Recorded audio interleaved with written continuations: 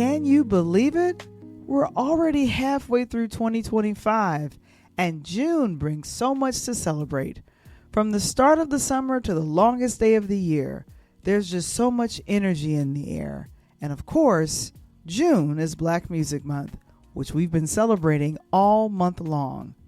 Another exciting thing is that Juneteenth is now a federal holiday.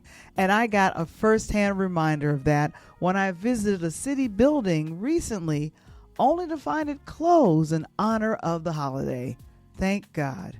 It's a wonderful sign of progress, even if not everyone knows the meaning behind Juneteenth yet. In this episode, we're diving into the world of hip-hop. Coach Tony and I were thrilled to have two incredible guests, Demetrius Jarmon, or better known as Farrah Da Prince, and the talented producer and former rap artist Tizone. They share their journeys, insights, and some behind-the-scenes stories that truly highlight the importance of understanding the business side of music. So sit back, relax, and enjoy these fascinating conversations. I'm Val the Voice Johnson, and this is the Interludes Podcast.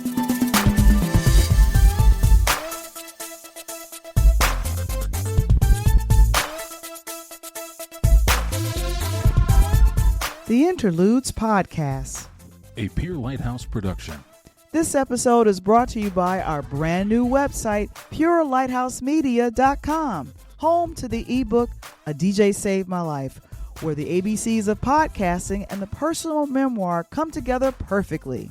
If you want to start your podcast, schedule time with me, or buy merch, which includes the ebook, please visit our fully remodeled website today. And now, all the way from the south side of Chicago, give it up for your host, Val the Voice Johnson.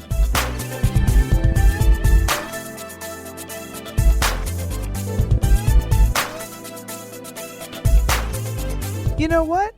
I've been nudging Coach Tony about bringing some fantastic guests onto our Talk on Tuesdays entertainment show. As many of you know, I also produce his sports show, the Pull Up Podcast Show, and right before we kicked things off back in early January 2024, I made a little request. I said, hey, you know what? We need a theme song for your show. So Coach Tony turned to his nephew Demetrius, and Demetrius, also known as Farrah Da Prince, in the hip-hop world, got to work. He collaborated with some talented producers, and before I knew it, Coach Tony came to me and said, Val, I got the perfect song. He wrote the lyrics, and with Farrah Da Prince energy and talent, they created the Pull Up Podcast Show theme.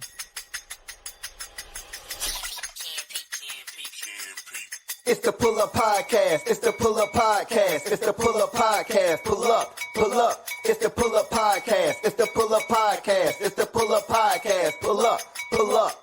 Val's the voice and Coach Tony, you know. It's the Pull Up Podcast. Show. I said Val's the voice and Coach Tony, you know. It's the Pull Up Podcast. Show. It's the Pull Up Podcast. It's the Pull Up Podcast. It's the Pull Up Podcast. Show.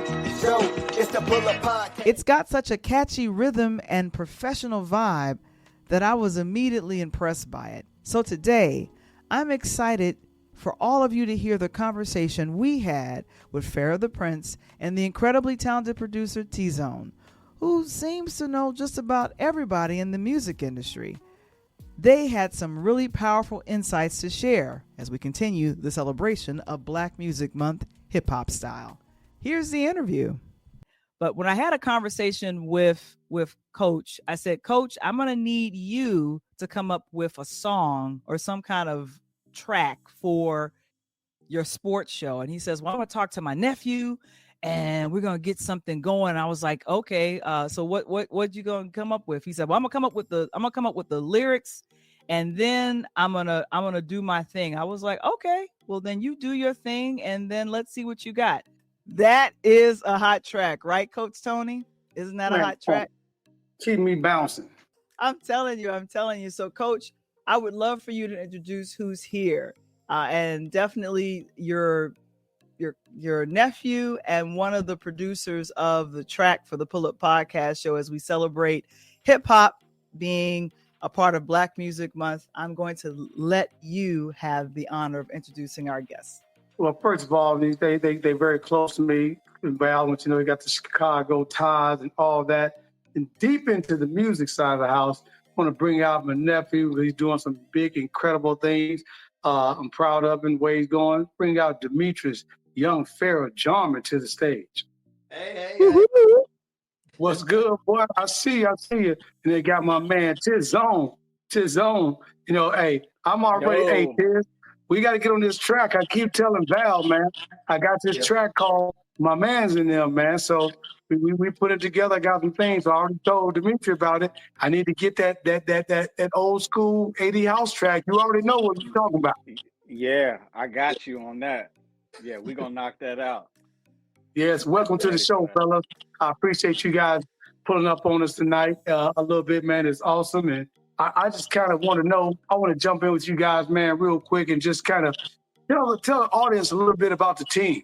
You know, how you guys connected and hooked up and, you know, and this is Black Music Month, man. So we want to put the things you guys are doing out there and just talk a little bit about what you guys are doing right now as artists, as a producer, you know, on everything and kind of just, you know, give everybody the lay of the land real quick. Okay, well, I'm gonna go ahead and let Tiz go ahead and talk about himself because he is the new guest on the show. I've been here before, so I'm gonna let him do the honor. Hey Tiz, he's trying to treat you like a rookie, man. He's trying to treat you like a rookie. I know he ain't no rookie, but he the first time on the show, so I want to give him the honors. There you go. Yeah.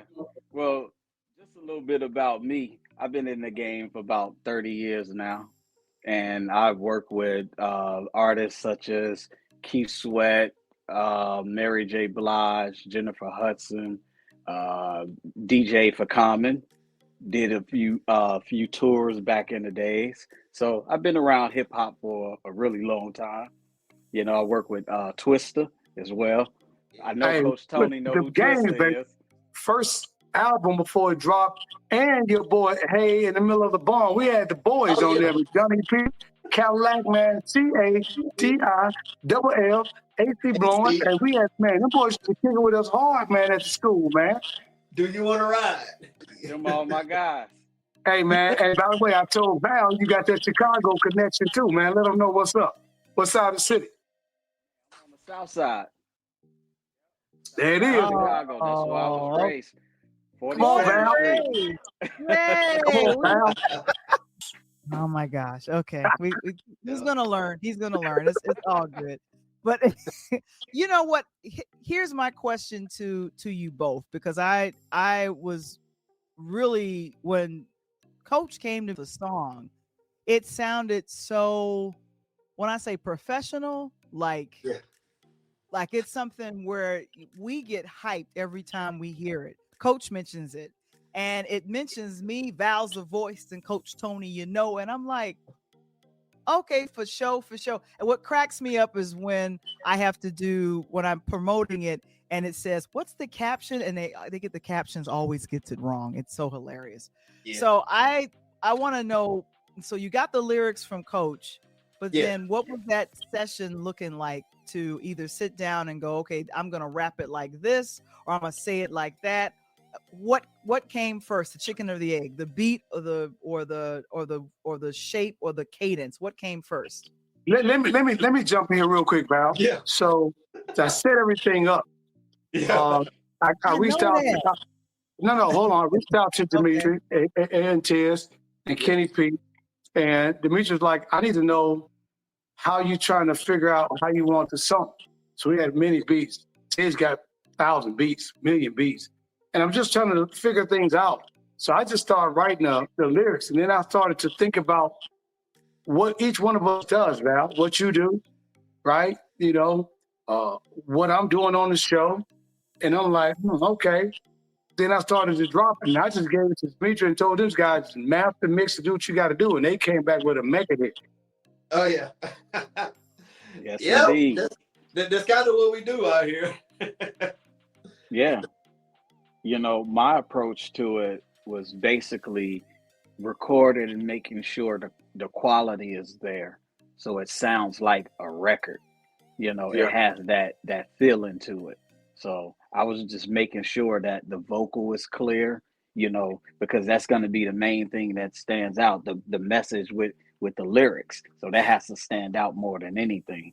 So I was like, we got to make sure that the vocal is on top of the beat and go from there. Yeah. I coming from my behalf, this was my first time doing a song like that, and I'm usually the type of person, I go into the studio and I kill things on the first take. But this right here was a different experience. It was a different sound. So I definitely had to get a lot of different opinions from Tiz's behalf. And yeah, you see what we came with. Yeah, I mean, hey, Tiz, pounds only all the time. I gotta get an instrumental on that too as well. I gotta get a full instrumental so we can drop it on some reels. We can drop it on some short takes and stuff like that. I got people bouncing. Of course, I'm back in the booth DJing, so I'm dropping my own track. When we go do parties, I'm dropping my own track. They like, dog, what's that? Oh yeah. That's what I'm talking about. I come from the DJ background. I started out. I already know. Man, I love that. I already know. They look. Hey, Tiz, I gave Val this morning, a poll go out to the club tonight. Hey, get your drink on. I gave him some Byron Stingley this morning. Oh, had a while out, man. Yeah, and here's the thing. And here's the thing, Coach. You cracked me up with that. The audience, Tizone and Farrah, we don't go to the club and drink like that no more. We saved and sanctified. We don't, because when I was hearing the lyrics, I was like, he must have forgot who the audience is. It's all good though. And one of my friends told me, he was like, I had a good beat to it. I was like, yeah, but I'm always thinking message. And thinking about hip hop, which artists would you all consider had the best message? Like when you listen to their music, it inspires you to either create or to do what you do. I'm curious. Let's go to Tizone first. Who's one of your favorite artists that you love that inspires you? Well, I'm old school with it. My favorite artist back, then was like Grand Puba, Brand Nubians. There you go. And I love Poor Righteous Teacher. Okay. PRT. Yeah, PRT. Rock This Funky Joint is one of my favorite songs. Rock This Funky Joint. Yeah, that's classic. That's classic. It had the feel. It sounded good, and then the lyrics. Once you start paying attention to the lyrics, he dropping knowledge. Yeah, that's what I love about PRT. Yeah, Brand Nubians.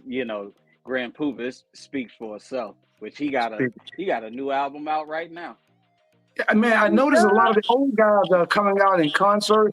I'm loving the old guys are back out in the yard, man, putting in concerts, putting in work. I was in Nashville. I didn't even tell you, Val. I went to see Scarface last year. Came to Nashville, man. He set it off, man, with a band and one DJ.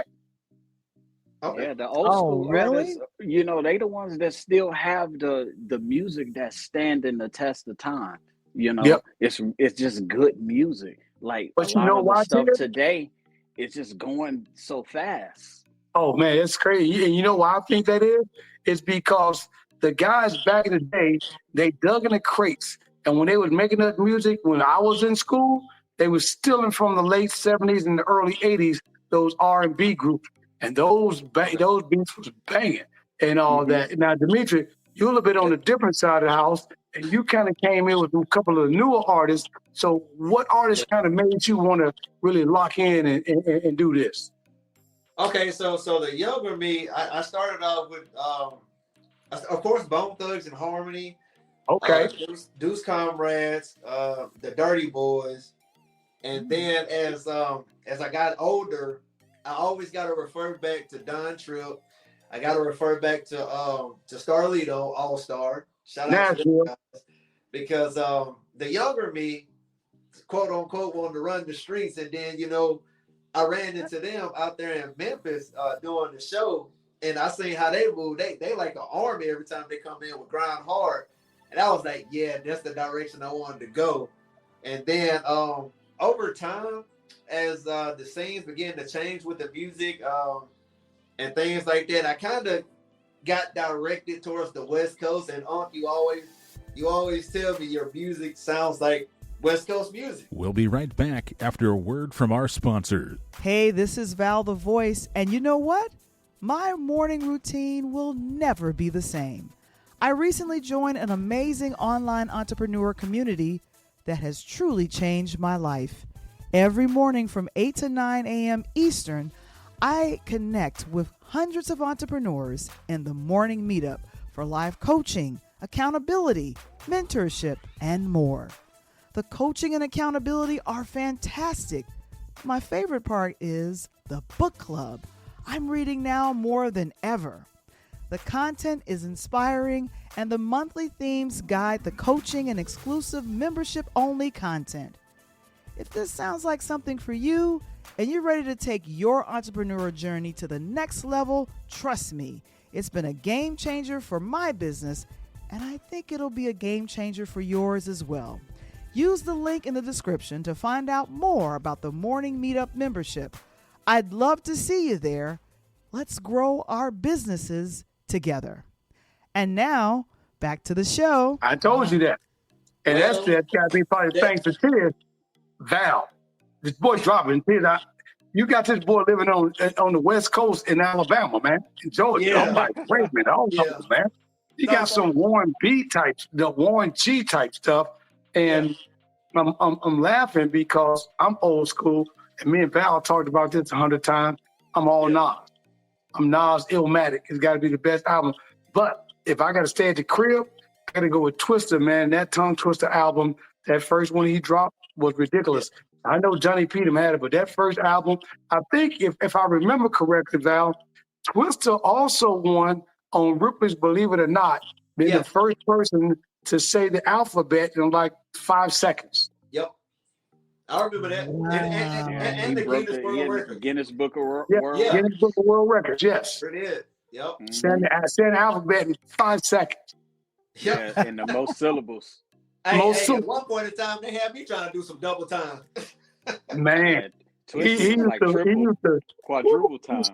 slip them up, you know, and you know, and Tiz, I'm gonna go back because, you know, me, you, and Val from the city. So, you know, I was riding guys. I came through, you know, we dropped Mendo a lot, go party at Mendo Gin, go down to the warehouse and do things. But when the candy store popped up and Farley jumped on the set with Steve Hurley and them on 23rd in Michigan, it was a wrap. That's where everybody ended up being. And then all of a sudden, the hip hop came in, and when Twisted them did their thing, man, and then your boys, man, were hey in the middle of the bar. That set it up. Crucial Conflict had it on lock. Crucial Conflict, them had it on lock. They still play that here in Atlanta. They still play here in They Atlanta. do? That's a classic. Yep. That's a classic, Val. Yeah. That's a classic. And then the question I got for you, Tizone, is that's the case, you know, kind of it's an extended question of what Val just asked. Going back to some of the artists that you work with, because we already have an understanding that we understand that New York had it, right? As BDP told y'all, it started in New York. Then the West Coast kind of gravitated. You know, of course, Common was in my class the year before me and doing some things. We would all hang out, kick it while they were trying to only come up. R. Kelly and Joe, and they was coming up. What artists, as you were getting started, what hip-hop artists in Chicago that you kind of had an opportunity to work with that you thought, hey, man, this person's got that it and they could possibly make it? Actually, Twister was that artist. Okay. Yeah, Twister was that artist that I was actually, you know, linked to early on, you know, through my mentor. Because the album that you're talking about, that first album, majority of that album was produced by one of the guys that taught me. So okay. I was around Twister, you know, before he even got the first record deal, when he was calling himself Cavalier. Before he was Cavalier, right? Exactly. Yeah, he was Cavalier. So that's how we know him, you know. And once he started, and you know, I saw that he got his deal, I said, you know what, I could do this. You know, okay. I could really, really get into this. You know, and then seeing Common and you know, Black AG and a couple other. Yeah, that's my cousin. Yeah. Man, So I saw all of them, and I was like, okay, I gotta just go head first into this. This is what I want to do. I'm not even setting up a plan B. This is it. Ain't no plan B for me. Plan B is to make sure plan A works. there you go. There Sometimes you it's the go. best way to be. Yep. So That's exactly how I came that's here to what Atlanta. inspired me. Yeah. And it's hilarious because I had a great day, man, just to watch you guys behind the scene. Val, we went down into the Huntsville, rented a house out from somebody, just rented a house out and just did the Thug Tizone. Video was off the charts. I still bump that to this very day, man. Yeah. Actually, it still comes on the radio as well. It's actually Really? doing pretty all right. It's doing pretty all right on Tidal and Apple and stuff like that. But I know I got to get busy on doing some more visuals, music wise. But lately, I've been so tied up with doing the acting thing. It's like it's kind of hard to do the acting, the voice acting, and then do music all at the same time. And still got a parent of 5-year-old, so I got to pick and choose my battles from time to time. Shopping spree. Okay. And you know what? I actually reshared that video for Father's Day because my dad was in the video. Yeah. Oh, man. Dad was in the video. Oh, Yeah. I was in the wow. video. I was in the video. Yeah, My uncle was in the video. Hey, my brother, hey, it was a family thing. It was so dope. I'm telling you, Val. There you go. Right there.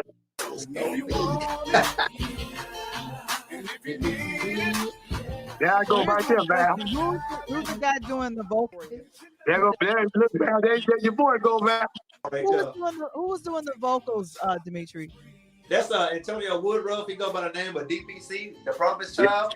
And we actually got a new pop song that we getting ready to release. It's called The Weekend. So yeah, we're gonna get with Tiz and try to get a music video shot before the end of the summer.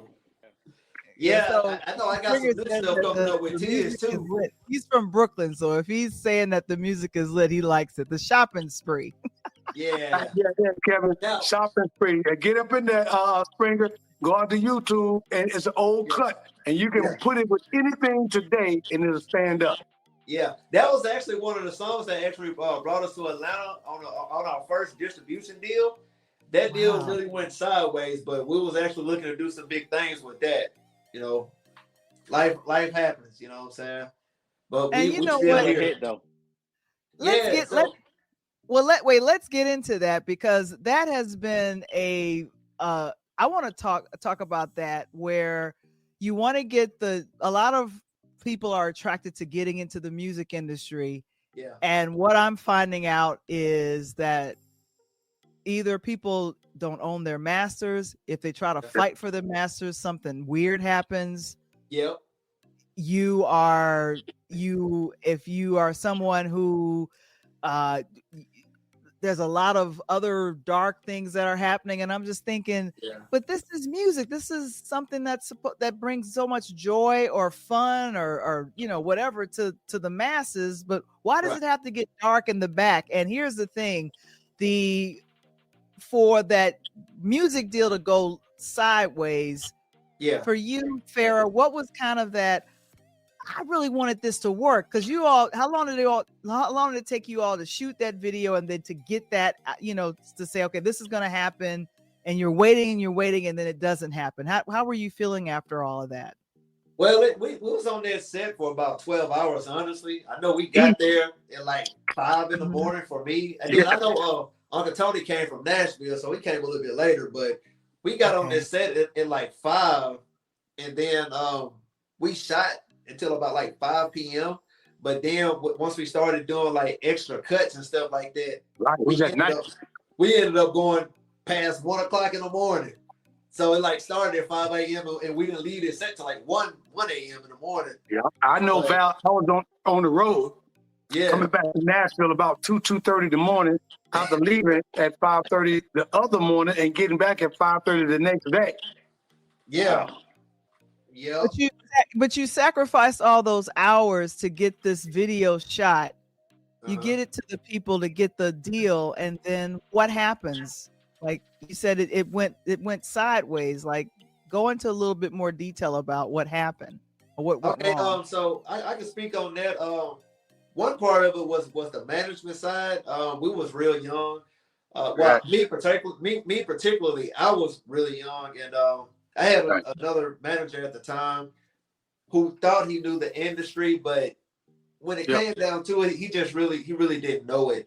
And his take, once the money started coming in and we started getting around the women and things like that, he kind of got sidetracked and wanted to focus on the women versus on my career, my bookings, dealing with the A&Rs and the artist development people and things like that. And another thing had actually had popped off.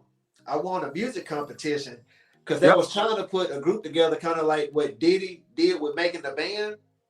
And so I had won down there in Decatur, Alabama. And then they was trying to get some people from, I think, Texas. They got me from Alabama. I know they was getting somebody from Georgia. And then there was like 2 other people. But once we came here to Atlanta to actually sit down with the label, things just didn't work out right with the person that was actually managing me at the time. Because like I said, he was more interested with trying to have relations with the women versus doing business. And that's how I got my Uncle Tony involved, because I needed him to step in because I know he was more professional. So we got the other manager out the way. And then I want to say shout out to Anita Brown as well, because she was the one who discovered the contract and realized how bad it was. Because I mean, like, me dealing with this stuff, I was like probably like 13, 14 years old. So growing up back then, it was like early 2000s. So it was a lot of stuff that was going on that was way beyond me at the time. I just thought we made music, have fun, travel, do the meet and greets, and go from there. But them dealing with that manager, it didn't go like that. And then once we actually sat down in front of one of the labels, one of the big labels, here in Georgia, and everybody came together, that just didn't work out for me at the time. I was gonna say the crazy part about it, Val, is that as we jumped into it, you don't know, but you watching the series right now. Let's just say BMF is a part of that piece that we talking about. We talking about real true life on the BMF side of the house. And Tiz to drop in and do everything, and to get these beats and stuff like that. I was more amazed because I was really in awe of what these young brothers was doing. I was really in awe that Tiz had all these beats, the Ken P had these beats, and what these young guys was doing. And I was really impressed by what my nephew was out there doing. Went out to several shows, watched him kill it and do some things. And then when I got brought in on the management side, I said, hold on, wait a minute. Something ain't adding up. The math ain't mathing, as they used to say. Yeah. And then we started going through that piece.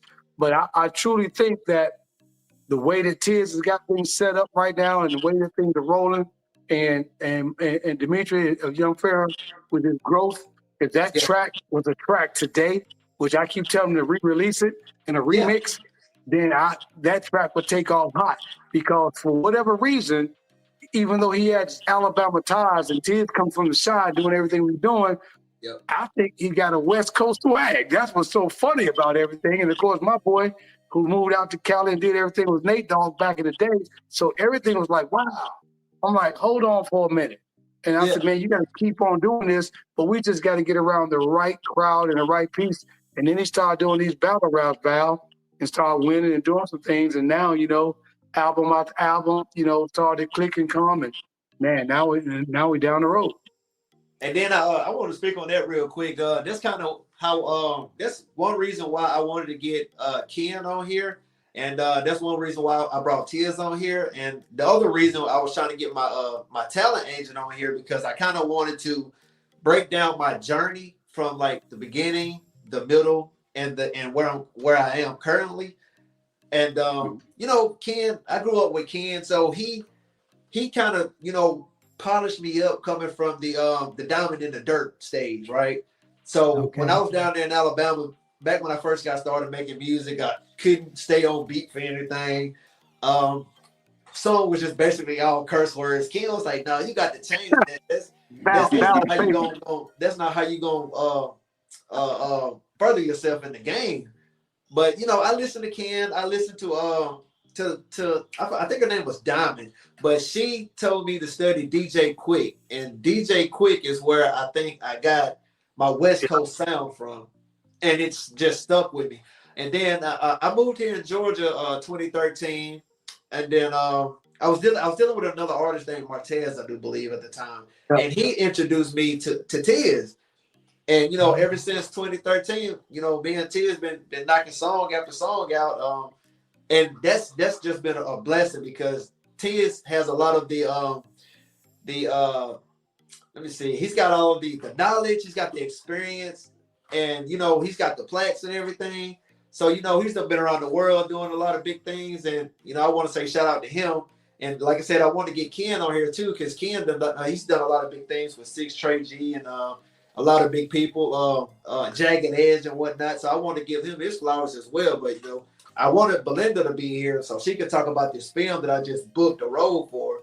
I'm grateful that you had Coach in your corner to kind of protect you from some of the weirdness that was happening, and then to kind of go, there's something wrong with the math and stuff like that, which we definitely need that. But I want to hear from you, Tizone, from producing. Like, what's some of the advice you give to young performers or people that want to get into this industry, especially on the hip hop side of things, and they come to you as a producer, if they come to you as an artist, like, I'm trying to get this deal. What are some of the advice that you would probably give someone that's trying to get into the music industry, especially on the hip hop side of things? Well, the first thing I tell an artist, producer, or anybody trying to get into the music industry is learn the business. It's more than just music. It's 90% business, 10% music. And the reason why a lot of artists are struggling because they don't even understand what's publishing, how the point system goes, how you should get paid, and what does recoupment mean.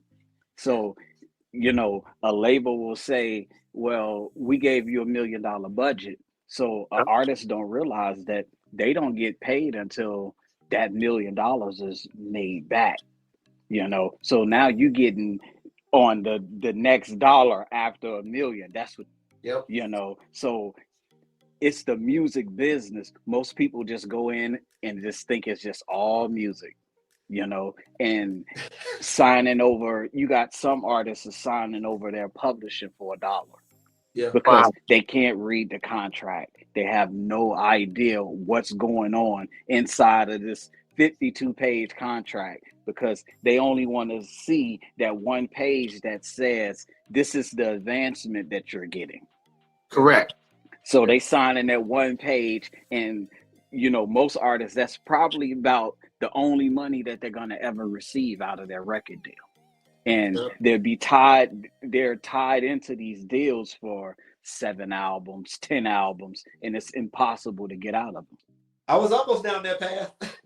During this time, Val, when me and my nephew came together, I got the legal background, and whatnot. And when he came to me, man, my legal hat just put on from just being in law school for a moment. I said, wait a minute, hold on, something's not adding up. And then when I got a chance to talk to Tiz and talk to Ken P and what they were doing and the deals he was doing, I'm like, wait a minute, it's not all about these parties. Where is your money going to be at? Because at the time he was kind of get on it. He just told you, Val, he's at the time, the high school. He's trying to do some big things in the music industry. That thing is busting through the seams right now, right? Dirty South, it just came on. Right now, T.I., Jeezy, everybody's doing Goody Mob, and everybody's coming through Atlanta. BMF is still in the thick of things right now, and they just come on the downside, and he's coming on the upside.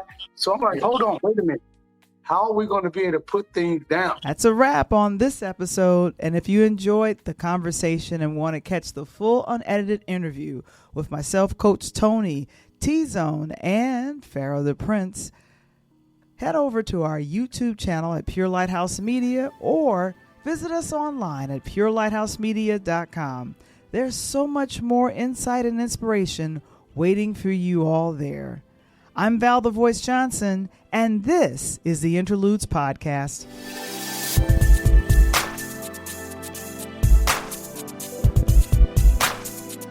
The Pull Up Podcast Show with Coach Tony Thompson.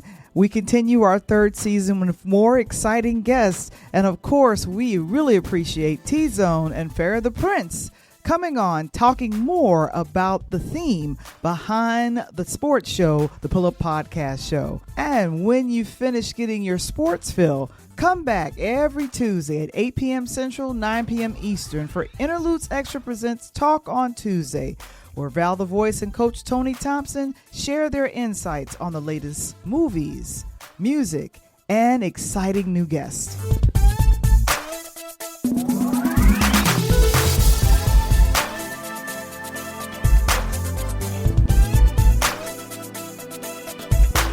The Interludes Podcast.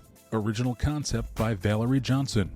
Sports segments for Talk on Tuesdays, produced by Coach Tony Thompson. Original intro and outro music produced by Kendall Nesbitt. The Interludes Podcast, a pure Lighthouse production. This episode is brought to you by our brand new website, purelighthouse.media.com, the official home of A DJ Saved My Life, where the ABCs of podcasting meet personal transformation. And now available in print. Order your signed copy today and discover how finding your voice can change your life. Are you a business or entrepreneur looking to promote your work through a dynamic podcasting platform? Partner with us through sponsorship and marketing opportunities. Your message belongs in front of our audience. Got that $1 million podcast idea, but don't know where to start? Whether you need a coach, a guide, or a full-on producer, I'm here to walk you through the process and bring your podcast vision to life. Visit purelighthouse.media.com today to get your book, book your consultation, or connect with us about sponsorship. Let's grow together.